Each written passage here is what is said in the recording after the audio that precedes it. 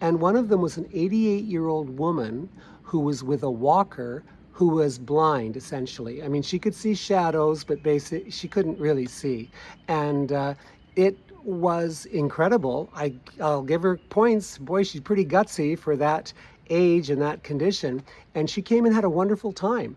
But it opened my eyes because up until now, I've never had to deal with people who are physically challenged, where, all these places I take people to on my golden route, turns out they had ramps.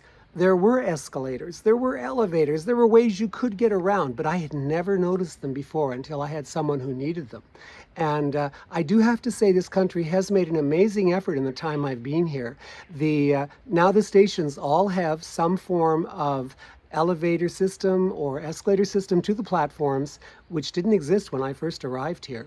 Another thing that I'm really impressed by, and you see this quite often, you will see staff, train staff, suddenly running to meet a train, and they're at a specific car, and they're carrying portable ramps so they can put them in place for people in wheelchairs to come off. So they really, really are making an effort to provide accessibility for people who otherwise would have problems. Also, with my friend who came here with the walker, this elderly woman, she really did say she had an amazing time.